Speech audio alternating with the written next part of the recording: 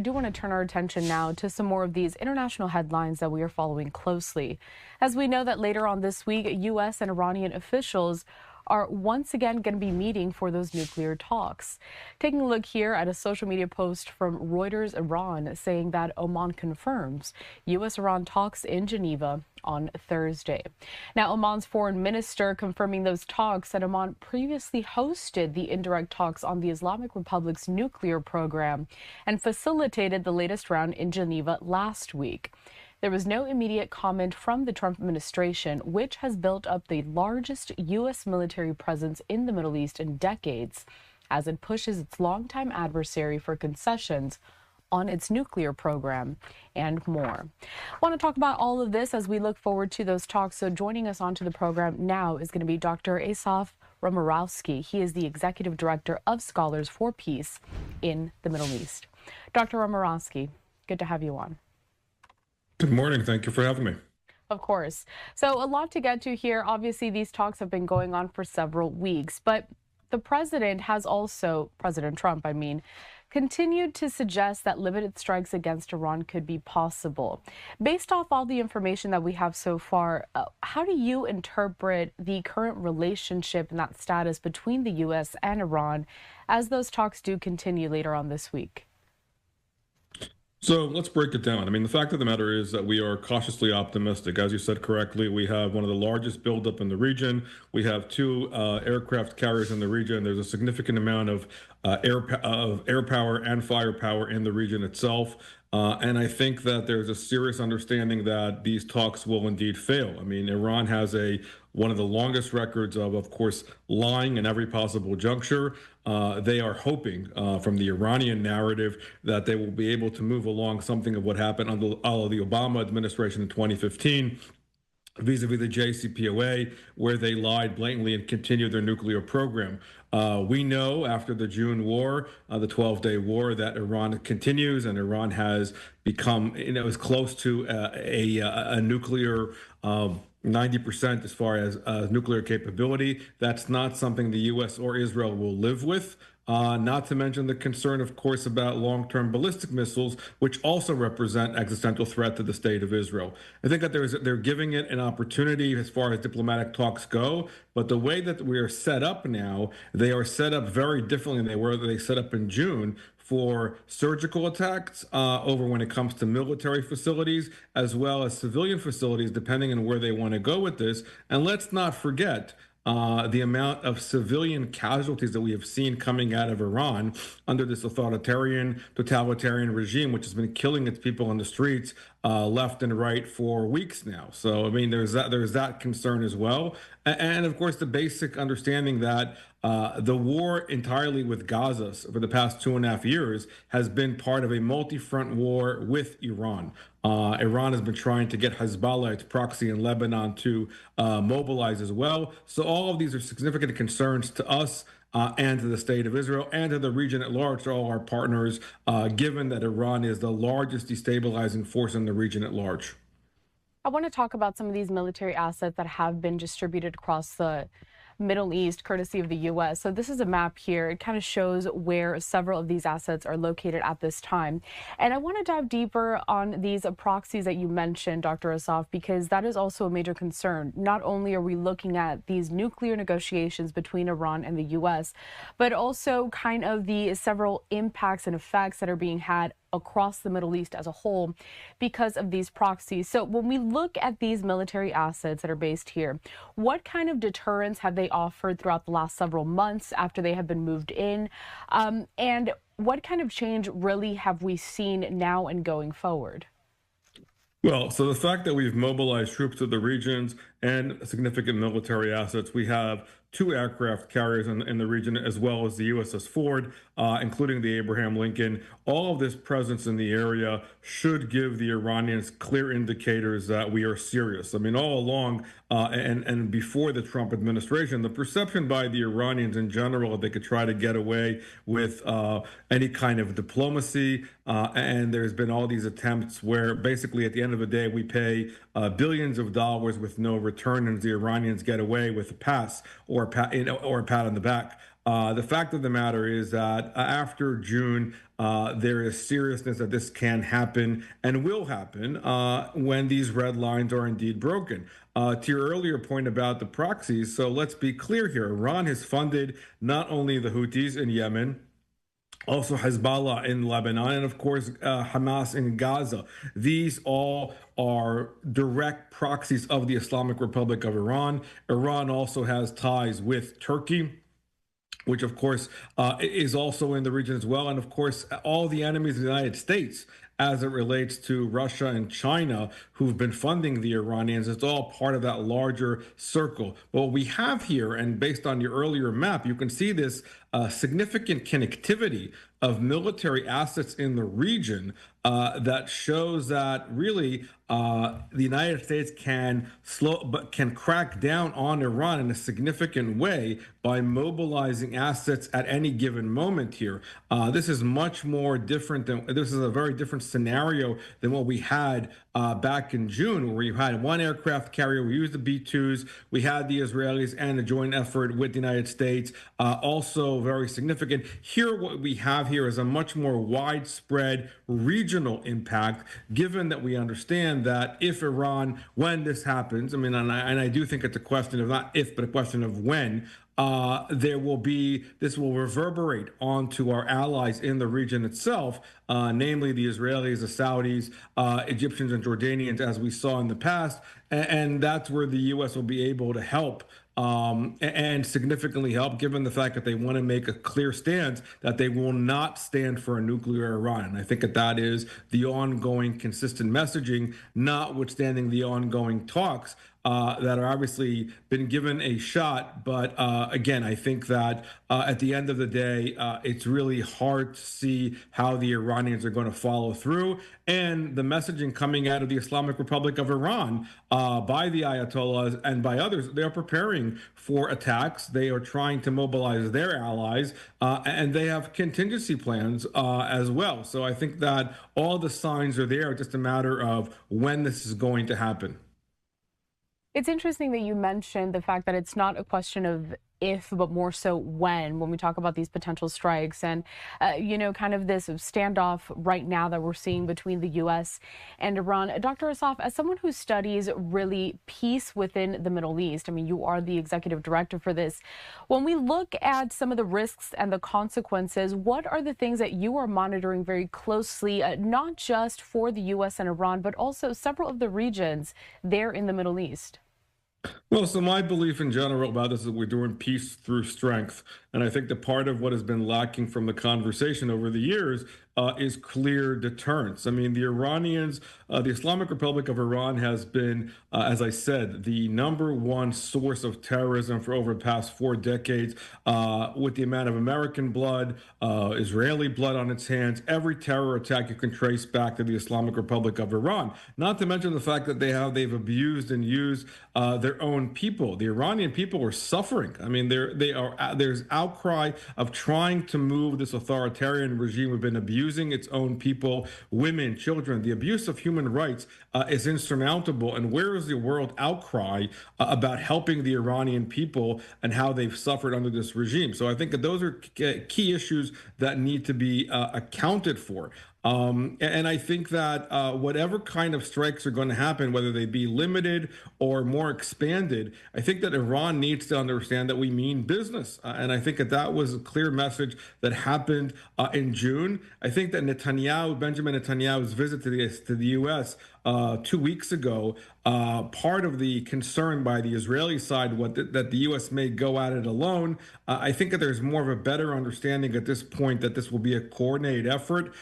Given the fact that the Israelis want to be part of it and the fact that they've been fighting the Islamic Republic of Iran through this multi-front war with Iran for the past 2.5 years. It has worked well in June, and I think that it's a good way to kind of cover all our aspects here in all possible scenarios. So that's what you're seeing here as far as a general move. Also, it's important to understand that the biggest tension, of course, in the region is a theological one between Sunnis and Shiites. Iran represents a Shiite threat to all those Sunni countries in the region at large. and not to mention the military option here of how they see their expansive understanding of the region, trying to create Shia dominance. And that, again, it has been counter to our traditional Sunni allies in the region, not to mention the Saudis, the Gulf, the Israelis, fall within that constellation. And all of that is part of trying to help our regions deal with this largest threat that is a real threat, an existential one for that matter. So, Dr. Asaf, I do want to move on to some of the latest developments happening in Gaza. Obviously, the war between Israel and Hamas we're also following closely. But before we do that, I just want to get final thoughts because those talks are happening later on this week in Oman between some of these negotiators, the U.S., Iran. The focus is going to be on this nuclear program. But when we look at where we stand right now, what are just some key points that you think our viewers should keep in mind as we wait to see what comes out of those talks? Again, these have been going on for weeks now. Right. So the question is, the significant degrading of the program itself, where we can live with that. I mean, I think it's more, to my mind, it's not about degrading. It's about mostly dismantling the Iranian nuclear program, the ballistic missiles, which of course is a separate issue, and of course the way that they've been operating, and not to mention the funding towards the proxies in the region where Iran has been delivering and been using its proxies for the continuation of the war. And that relates to your earlier point about the question of Gaza. And so there's still ongoing support that's coming in from Iran to Iranian proxies closer to Israel when it comes to the North, Hezbollah and Hamas itself. So, but I think that the question of the ultimate question of as far as the dismantlement of the Iranian nuclear program, which again, obviously, we in June there was a significant degrading of the program, not a full dismantlement. There was concern, of course, obviously after the intel came out that Iran was potentially capable, which they probably did, of removing some of the materials outside of the three major sites that were attacked, as far as Ifshahan, Fordo, when it came to those sites at large. And I think that so now the question is what's going to happen going forward, and I think that's where we are at this point as far as their nuclear capability, and the fact that if push comes to shove, they would use nuclear weapons to make that happen. I mean that's really the bottom line here.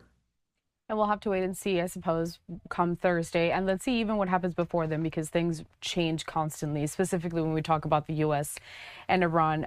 All right, let's move on to the latest between Israel and Hamas. And I want to bring us out to this, a live image that we have over in Gaza City. So, Dr. Asaf, last week, President Trump hosted a meeting of the members that make up his Board of Peace. Their goal going forward is to come up with the funds to reconstruct Gaza after this war, and really the war that is still continuing there.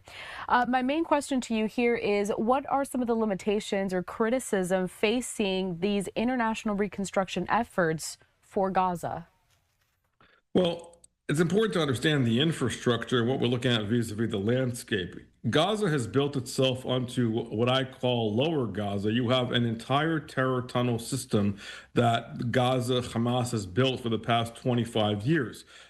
These are, 100 miles longer than the tube in London, just to kind of give a visual of what you're seeing here. And these terror tunnels have been the oxygen of Gaza and have allowed them to thrive as long as they thrive under Hamas's rule. And so what you're seeing here, when you're talking about reconstructing Gaza at large, it's not only removing Hamas at large from, the control of Gaza, which to my mind needs to be a demand and has been part of President Trump's 20 points and control over this, but also the dismantlement of the tunnels themselves. Only over this weekend, the Israelis were able to crack down on yet another terror tunnel. This continues to be an ongoing effort by the Israelis. The Israeli Defense Forces control about 50% of Gaza to date, as far as what is considered to be the yellow line there. And the other part is Hamas. And so the concern is that the Israelis, of course, have is that after 2.5 years of fighting the most brutal terroristic war that they have had to deal with, and I would argue since Israel was founded back in 1948, create is what you have here is a question is, can they ensure the safety of their civilians in the South? Given the brutality and the barbarism that we saw in 10/7 that launched all of this. And so the IDF is in that position where they can't leave at this current juncture. As it relates to the board of peace, I mean, again, the question is the amount of countries that are going to invest in this. Are there going to be enough international forces that we can trust? That will actually govern Gaza and be an alternative to Hamas. Hamas has thus yet refused to disarm itself, and Hamas is an Islamist terrorist organization. So do you trust them? The answer is obviously no.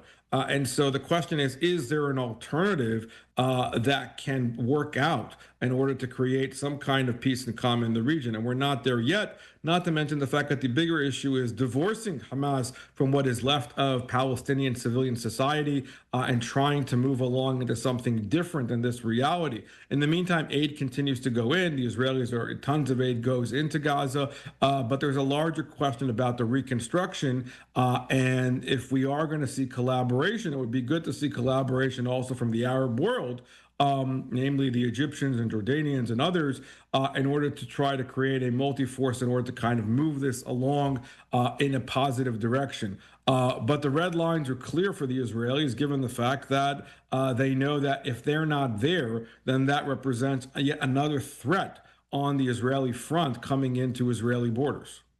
I want to take a look at this, a social media post courtesy of the Israel Defense Forces. It says this: yet another ceasefire violation. IDF troops identified a terrorist who crossed the yellow line and approached them, posing an imminent threat to their safety. Following the identification, the troops eliminated the terrorist in order to remove the threat. My final question to you, Dr. Asaf, when we look at this, what's happening right now in Gaza, and also the fact that given this 20-point peace plan, and right now we are in this phase 2, but it does require that disarmament of Hamas. What are you watching closely within the next several days? And is even the disarmament of Hamas something that could come to fruition just to be able to move forward? That's the big question. I mean, I'm skeptical of that. I mean, Hamas, since the ceasefire began, has tried to reinvent itself as a force of security and policing and is trying to change their name. But the fact of the matter is, even since the beginning, they've been doing public executions. They've been abusing the people. Again, the fact that you see, even though Hamas has significantly been degraded as far as their leadership, as far as the architects of 10/7, you're still seeing the motivation. You're still seeing the ideology. Hamas leadership in going on Al Jazeera TV saying that they're yearning for more type of 10/7s. The motivation is still there. The animosity is still there. And let's not forget, also from a Muslim perspective, we're now also in the month of Ramadan. Within the month of Ramadan, it's been very common to also disseminate these jihadi type Islamist TV shows within these terror networks and these Islamist groups in order to mobilize and motivate even more so. And so I think that that's also another dimension that plays out here as well. So we cannot forget that. I mean, obviously, the hope is that we can move this along, but let's not be naive, and we should not be resting on our laurels, given the fact that we know what can happen and what has happened, and we should understand the threats all around. Dr. Asaf Bramaralski, the executive director of Scholars for Peace in the Middle East. We appreciate your time here at Live Now from Fox. Take care. Thank you so much.